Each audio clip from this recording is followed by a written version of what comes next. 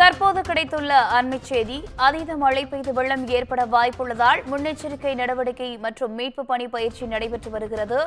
வடகிழக்கு பருவமழை முன்னெச்சரிக்கை நடவடிக்கையாக சென்னை, தாம்பரம் ஆகிய பகுதிகளில் இந்த மீட்பு பணி பயிற்சி நடைபெற்று வருகிறது. கூடுதல் விவரங்களோடு இணைகிறார் தலைமை செய்தியாளர் சிவா. வணக்கம் சிவா, விவரங்கள் என்ன?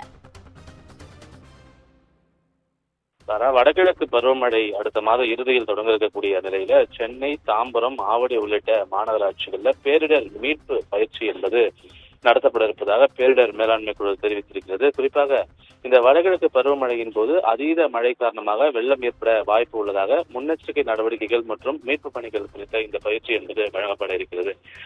மழைக்கால மீட்பு பணிகள் மேற்கொள்வது தொடர்பாக இந்த 3 மாநகராட்சிகளிலும் 10,000 பேருக்கு இந்த பயிற்சி வழங்க இருப்பதாக பேரிடர் மேலாண்மை துறை தெரிவித்திருக்கிறது. குறிப்பாக சென்னை, தாம்பரம், ஆவடி இந்த மாநகராட்சியில் உள்ள 500 குடியிருப்போர் நலச்சங்கங்களைச் சேர்ந்த இந்த 10,000 பேருக்கு மண்டல வாரியாக பயிற்சி அளிக்க பேரிடர் மேலாண்மை துறை திட்டம் வகுத்திருக்கிறது. இந்த பேரிடர் மேலாண்மை துறை மற்றும் தீயணைப்புத்துறை, மீட்பு பணிகள் துறை இணைந்து மழைக்காலத்தில் பொதுமக்கள் மீட்பது தொடர்பான இந்த சிறப்பு பயிற்சியை வழங்க இருப்பது. இந்த பருவமழைக்கு முன்னதாகவே இதனை வழங்க வேண்டும்.